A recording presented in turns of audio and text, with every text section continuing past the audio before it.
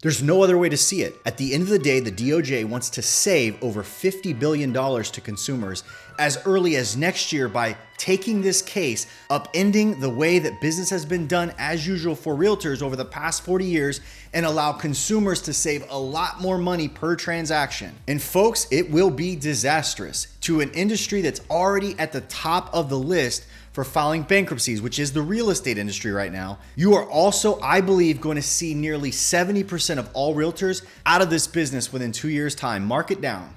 Welcome back, folks. Jared Jones. If you go onto Google right now and you type in "why do realtors," it will finish the search with "make so much money." With the efficiency that Google provides, it is obvious that people are over and over searching, how come realtors make so much money? And we all have a preconceived notion of why that is, right? You saw your knucklehead friend 2 years ago jump into real estate and all of a sudden he lands on a sale that paid him $7,000 or $8,000 and he didn't seem like he worked too hard. Now, I will grant there's more to it than I will provide here in this video. I want to be fair to all parties, but there is amazing news that's happening. It's going to change the entire industry forever. And I need to change the narrative right here because at the base of all this, it's not why do realtors make so much money? It's how does a system that started and put in place 40 years ago, even with the advent of the internet, how does it avoid all change systemically? And that is what is at odds here. The Department of Justice decided about 3 or 4 years ago that it was going to forever disrupt this industry.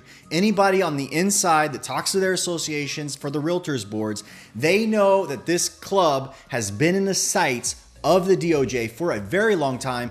And this week, for the first time, the hammer officially fell as the National Association of Realtors and a couple other named companies, Keller Williams being one of them, found themselves on the losing end of a lawsuit that, when tripled up, will cost them more than $5 billion. Now, interestingly enough, the following day, the same attorney that gained that win in the court of law filed another suit, a very big one, against some of the industry's largest names that weren't named in the first one. So it seems this might be a case after case, nonstop rounds being made till the full industry finally gets the message. Now listen to this. Those that are in the real estate industry on a day-to-day basis, your friends that are realtors, they are furious. They are frustrated at minimum, and at worst, they are petrified at what's to come. And when they see what I'm about to unfold for you, they're going to massively downvote my video. So I'm sure it's obvious to you how you can help my video, because what I'm about to share with you, consumers need to know what's going on and the real truth behind where all the money goes in real estate, because I'm going to unfold it all. Now, from my standpoint, I've been licensed in this industry selling full-time for more than 20 years. I'm going to share with you exactly why the industry is being dismantled to break down its system that's been a fixture of how this industry does business, particularly how it charges such a high fee, high in the perception of the DOJ and plaintiffs that are now suing us. But I'm also going to share with you how it's changing in real terms right in front of you and how you most likely might save $15,000, $20,000 more on your very next home sale or home purchase. But let's get to the heart of the issue. On an annual basis, considering 2022, realtors made approximately $104 billion in real estate commissions from around 5.5 million homes sold. But the Department of Justice and the plaintiffs that have coalesced around their cause say that is $52 billion too much. As it stands right now, let's say you own a house in Orlando and you're going to put that house on the market. According to data trends, you can go online and find a variety of answers. The going rate, of course, there's no set fee. Everybody charges a different amount. But there are known averages. And right now, there's a consensus online that that's around 5.8% that a seller would be expected to pay on their home for a home sale transaction that covers the span of around 75 days. Now, let's say that home that you're selling in Orlando is $500,000. That makes the commission $29,000, and it is clearly the most expensive line item on your closing cost. Now, all of my peers that are blustering and pissed, frankly, about this case are going in the comments and saying, well, what is everybody mad about? The seller agreed to pay the fee. It was in the contract, blah, blah, blah. But that's not the point. That's not why the DOJ is coming under the system. Most agents know that, but they will not admit it. Now, this is how it works. The agent walks in your home and sits down with you and says, I'm going to market your house. I'm going to take all the photos. I'm going to write all the materials. I'm going to create it all. And then I'm going to advertise it to the public, and I'm going to help you get it closed. According to statistics that I just cited, that means most agents are charging anywhere from 2.5% to 3% of that total 5.8% fee for themselves. Let's take, for instance, that each of these cuties are $5,000 each. The listing agent sits down with the owner and says, I'm going to market your house. I'm going to do everything for the advertising, order my photographer, and basically write it, get it set up, and take care of the marketing collateral, coordinate the showings through a lockbox, do all these things, and then put it into the association MLS. That's an interesting factor I'm going to come back to. But these are $5,000 cuties, folks. They're delicious. Okay? Now, I know what you're saying. Cuties aren't worth $5,000. I hear you. That's actually being searched a lot right now on the internet, that people aren't really worth how much the fruit is. But here it is. Each of these is going to the listing agent, okay? But the listing agent historically says, no, we have to make sure and give some cuties to the other guy. So it's not, this $15,000 cutie will really kind of help me out for all the things I've got to do. And I've got to spend 40, 50 hours on your sale from start to finish. $15,000 should cover it, $200, $300 an hour, but we got to help the other guy out, okay? Because see, there's a system that we live in. It's an association, if you will. Association, kind of like a club, okay? And to get into the club, we also are bound to cooperate with all the other club members. So for us to drop you into the club, take your property and put it there, we've got to collect a couple more cuties, okay? $5,000 more, we need one more, okay? So now we've got enough cuties to put you into the club, okay? So we got 5.5 to 6 cuties here. So herein lies the rub. The Department of Justice says, hey, you know what? It's one thing to pay 3 cuties to the one guy. He goes and advertises the house, but after that, the public knows it's for sale. And honestly, the public can actually work with this person that's already got the 3 cuties, and they don't necessarily need the other 3 cuties. That's the problem. Like, why are there 6 cuties? And why was there 6 cuties in 1985 and 1995 and 2000, but we're still charging the same amount of cuties, even though the internet absolutely cuts down the time frame it takes to serve a buyer. And the industry says, no, you have to go to a person's house, and if you're going to allow them into the club, aka MLS, the association, right? Association is club. You need to sit down with the owner and get some cuties for you and get some cuties for your member, your partners. Okay, so it's a syndication of a group of people that are associated together. And that's how this fee has been protected, because the association then says there's club rules. If you're going to put your home seller's home inside the club and allow that to get put into the MLS and allow it to go to Zillow.com and Realtor.com and Remax.com and KellerWilliams.com and all the websites that syndicate from it, you have to put a fee. So then there's this industry narrative that says you have to get your fee, but then you need to get the other guy's fee. Now, this is an interesting concept. Can you imagine hiring an attorney? Because realtors love to say this. They say, how come attorneys can make whatever they want? They make 30% of a transaction. Well, it's the system. It's not about if you just hire yourself and charge 1 orange for your services or 3 oranges being for your pictures and putting the properties, listing and videos together for yourself, not buyer, but just you. They don't care what you charge. That's not the odd here. The problem is you're paying for you and somebody else that doesn't exist yet, and charging the seller and saying, this marketing demand is really there. It needs to be there. And the seller's not really afford the opportunity to think about it and say, hey, do I really want to offer a fee to somebody else? Like, don't we have the internet? Doesn't like 97% of the marketplace know my house is for sale within 72 hours of hitting the market? Like, why? Like, it's not like the days of old where the agents had to go meet at a coffee shop and literally tell the other agents what existed. And agents are literally saying, it's like attorneys. But wait a second. Have you ever heard of an attorney going into a court of law and their client is hiring them and they say, well, you need to pay me to defend you, but then you also need to pay me to actually have the other guy work against you on the other side. Like, pay for me? I need you to pre-agree for my fee, my bill, and the other guy's bill.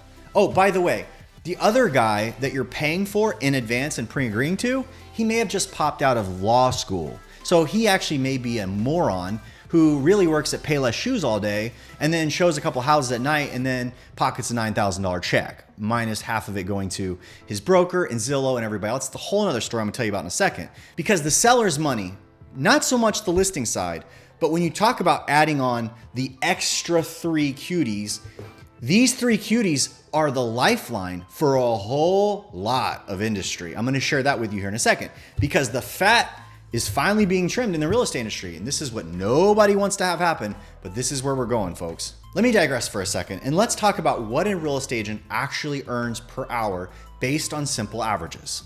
Now let's say that a home sale transaction takes a course of 12 weeks, okay?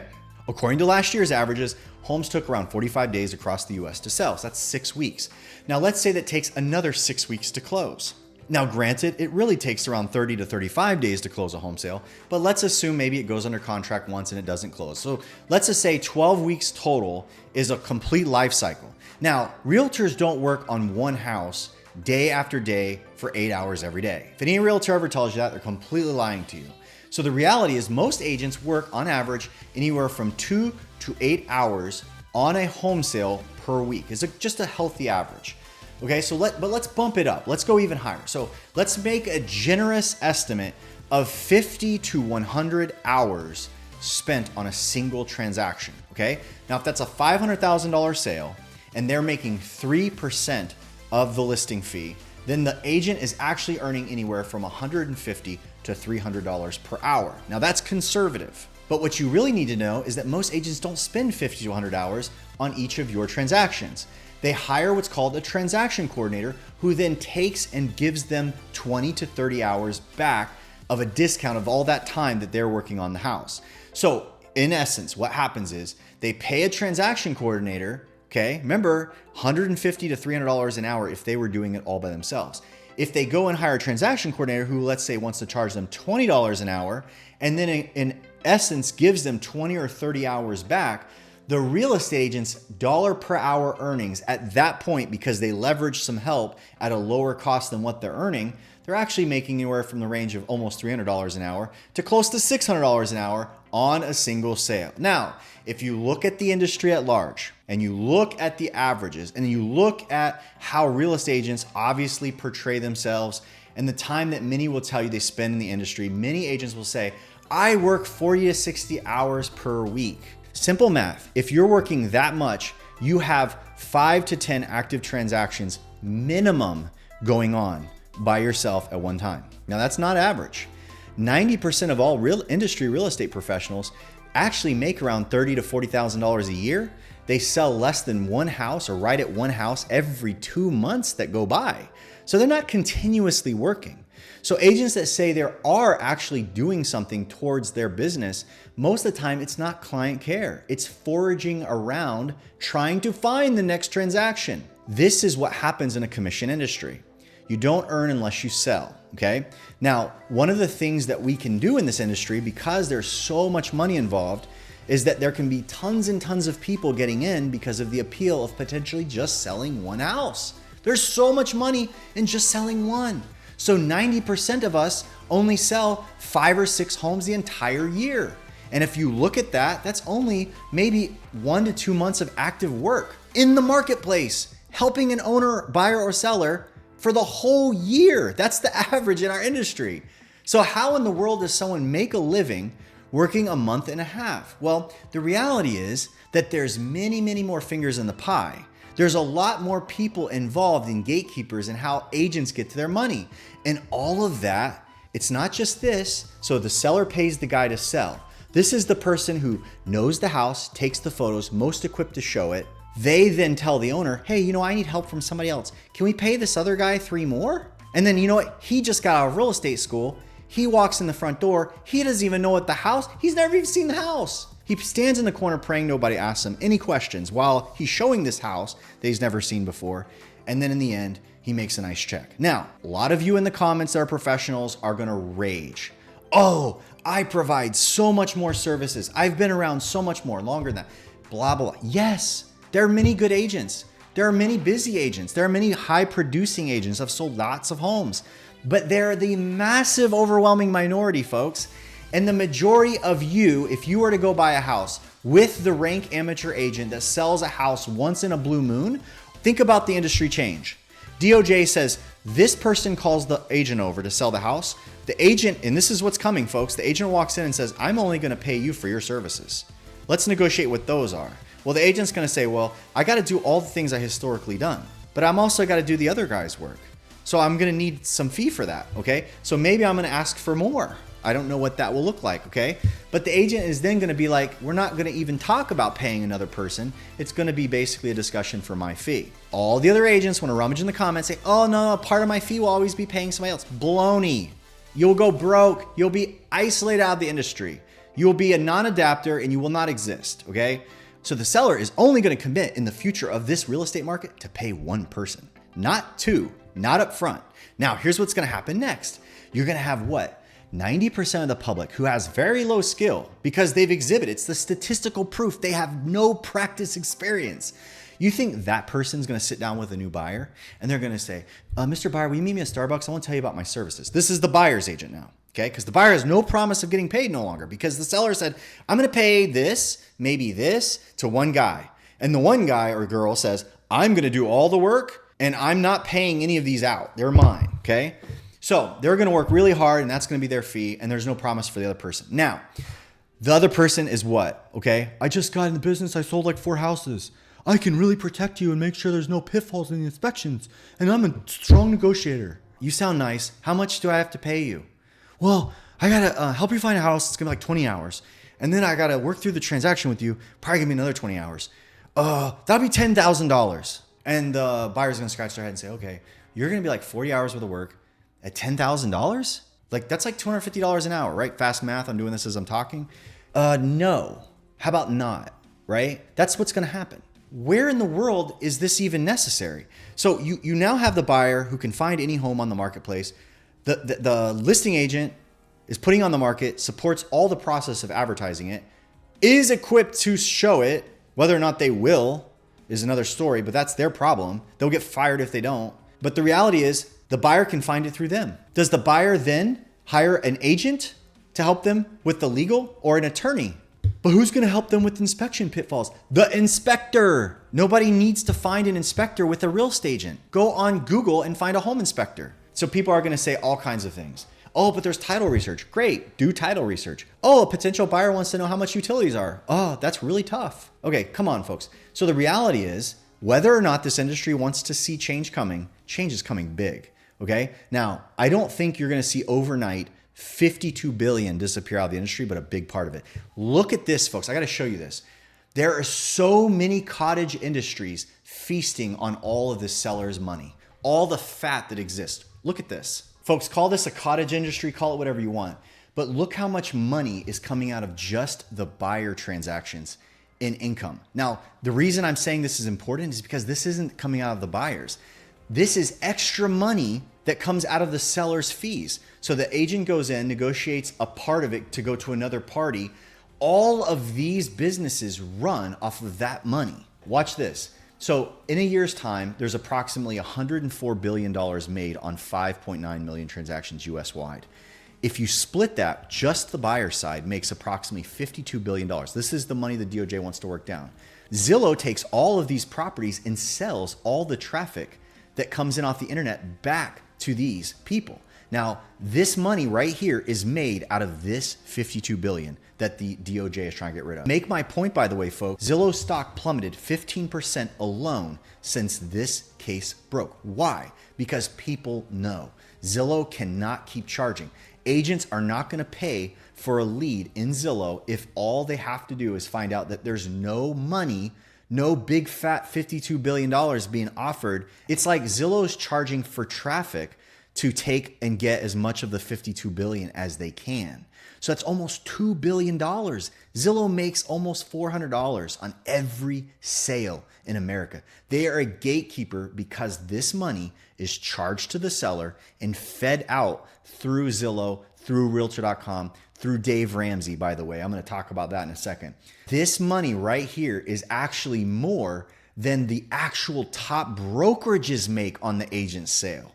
So the companies the agents actually work for, hang their license, get support from, these people sell the traffic off of your home sale that you pay for because you gave the listing agent more money to pay to this side of the deal. All these companies feast on it. There's almost $3 billion combined when you consider just Zillow.com, is also Trulia.com and Realtor.com.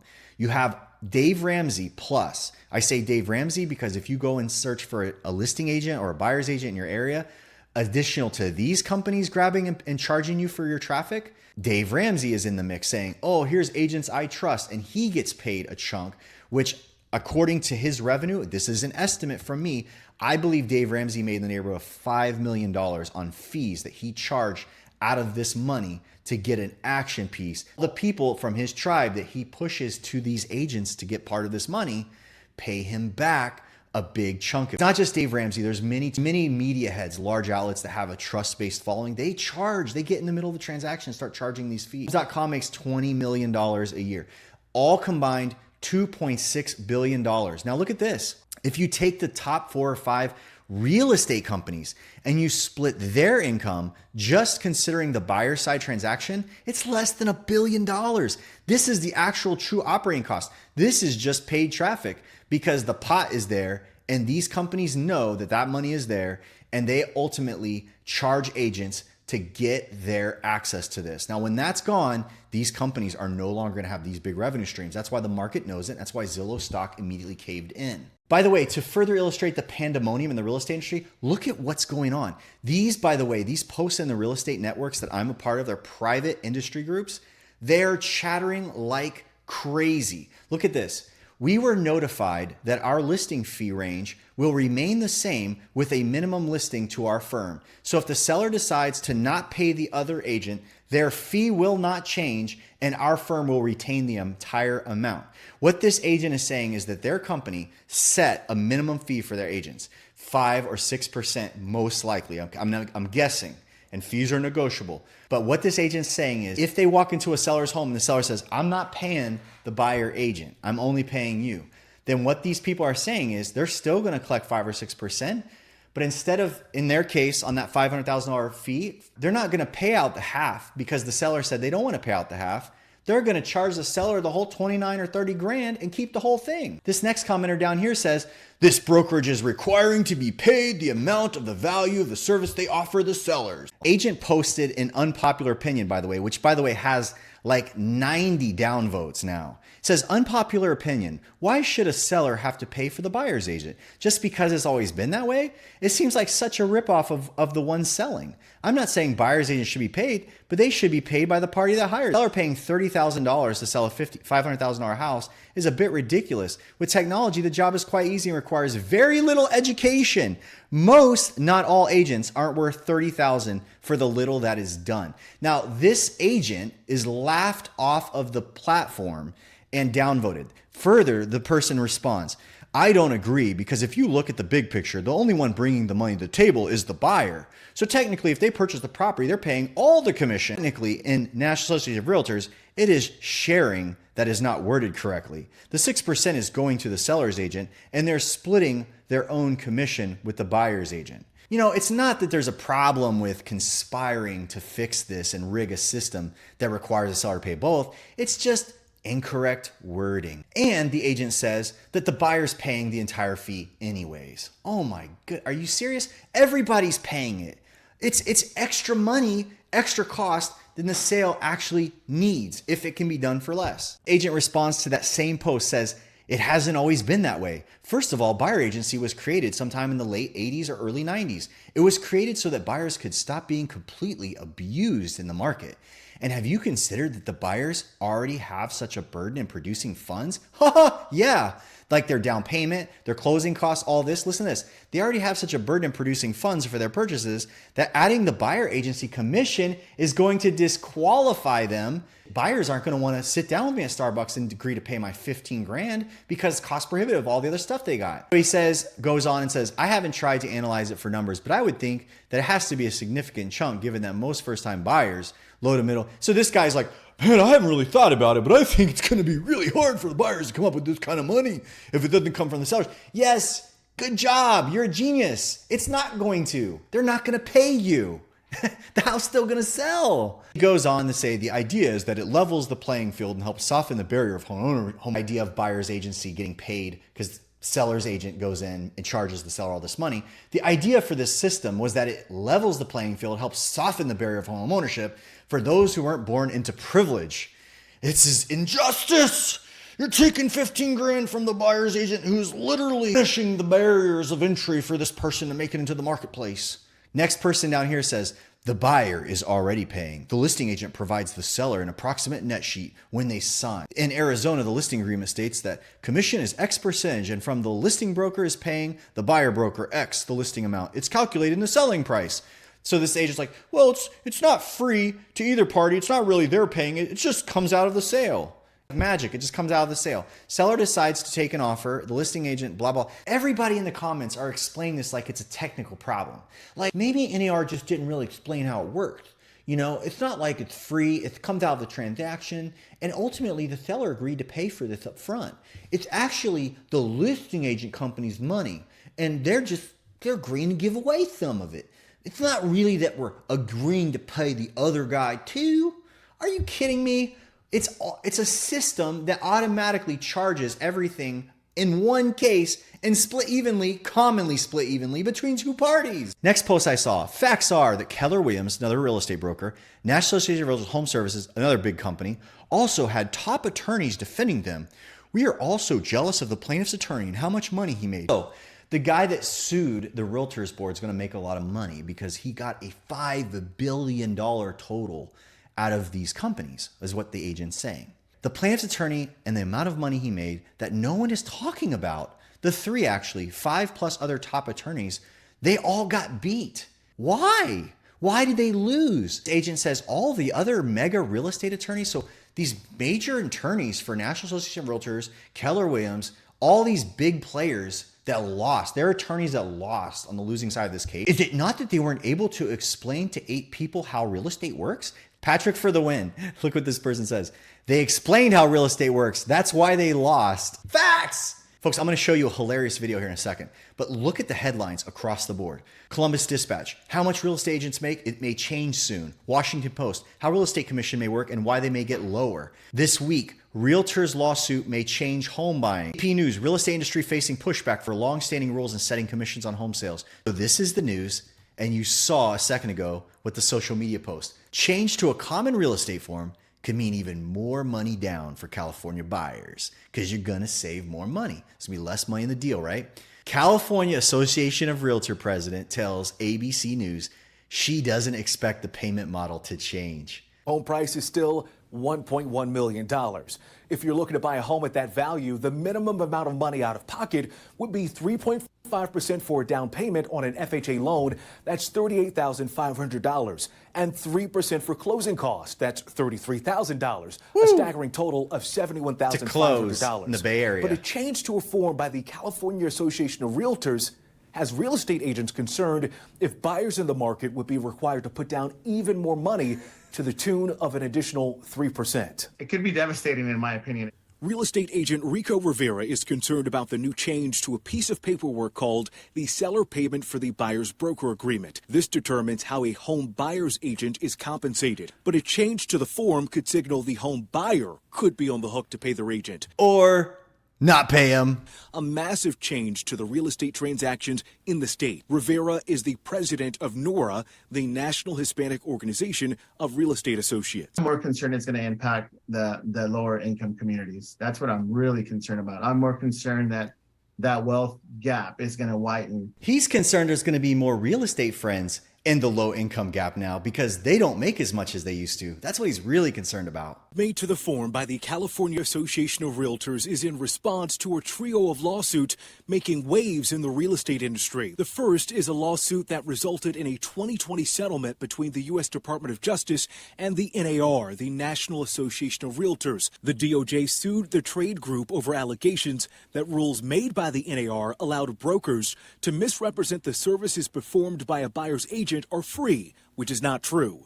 The buyer's agent is paid through escrow from the proceeds the seller makes on the property. The point they're making there is that buyer's agents would grab somebody off of Zillow. Oh, you want to see this house? I just got a real estate school. I'll help you.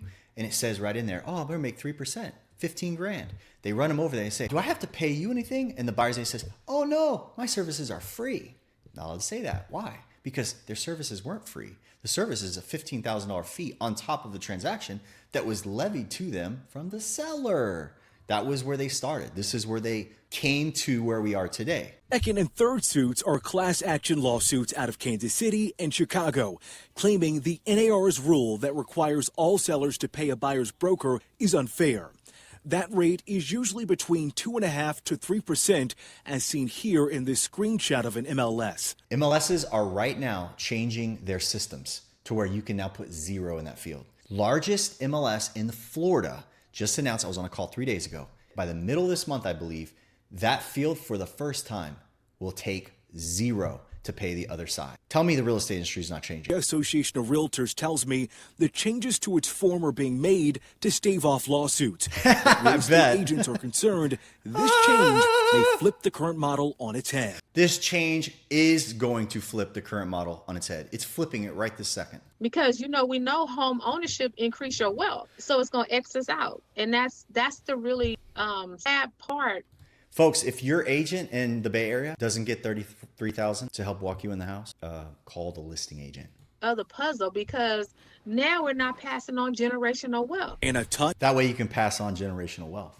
Is the president of the Realtist, a trade organization representing black real estate agents dating back to the 1940s, when black agents could not hold the title of realtor due to racism. She's concerned this change in paperwork could create a new norm where home buyers are on the hook to pay their agent. Nobody's on the hook to pay the buyer side agent. Having to bring an additional 3% in cash to close on a property could mean fewer black and brown home buyers. Is really going to push out not just black buyers. It's going to push out realtors. The vernacular is all wrong here. Like, this is the industry, right? This is the top of NARAB for the Bay Area. It's the top of the Hispanic organization before this. I didn't know that this was a series of trade organizational insiders, but the point is still the same. Realtors are the ones getting pushed out. They know it. This is a grieving happening in real time. Hispanic buyers, I'm minority. Buyers agents. It's going to push them out. Home buyers from marginalized communities Are generally going to save more. I'm helping this guy out. have less purchasing power due to income inequality. See, look at his face. He's super excited. He knows. Higher student loan debt and lower credit scores. Remember that average home price of $1.1 million? If a buyer is responsible for paying their agent, that means an additional $33,000 to Of savings, because they won't have it now. close the deal. That raises the minimum amount of money out of pocket from $71,500 to $104,500. It'll go down to like 65 because they won't need as much. We're not going down the road where it's a required document at this time. Jennifer Branchini is the president of the California Association of Realtors. She believes the current model, where the seller is responsible for paying the buyer's agent, is the best option. And while this new form is available, the model Yeah, I know. So does the National Association. That's why they got sued. has not changed. It's very few buyers that either make up a difference of whatever they've agreed upon with their realtor or have to, in fact, compensate the agent directly. When I asked her about the concerns of Black and Latinx agents worried that a changing compensation model could push prospective Black and brown buyers out of the already expensive market, she told me, Well, certainly is not what we want to see. but it's something we will be watching for. If you go to any of the industry calls that are taking place inside of the realtors boards and associations of the country, I've sat on a couple this week, insider town halls, they're absolutely mortified. They are literally doubling down on telling everybody in the club, in the associations, hey, look, make sure you just keep cheering on how much value we have. And man, I get it. I get all this. It's upending. It's very disconcerting. And it's ultimately going to save consumers money. It is. There's only one way this goes. This is not something that gets rolled backwards. Now, nobody wants to face it, but the reality is there are going to be new organizations. I won't tell you there's some major players I can already see putting tweets in the market, putting information in the market, and they're literally going to come at this idea of single side presentation to the marketplace. You can do it now. The gate is wide open. You need to see it, show it.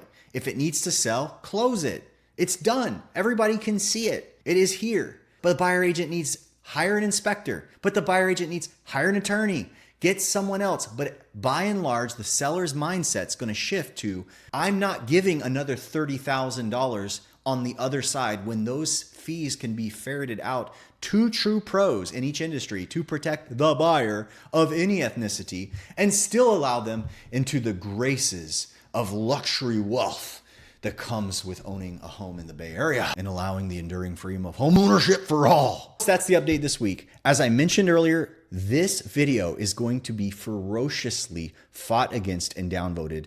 The comments are going to be hilarity by those in the industry. So feel free to get my back. Smash the thumbs up and feel free to jump in the comments, explain how you feel as a consumer on whether or not you would pay the 20 or 30 grand to have a buyer's agent represent you, or do you feel out in the cold to save that money instead and figure your own way through the process without having an agent by your side when you're going in to buy the house? I mean, there's many people that would argue they've had buyer's agents that actually got in the way. That's it for now, folks. Thanks for watching, and we'll talk to you on the next one.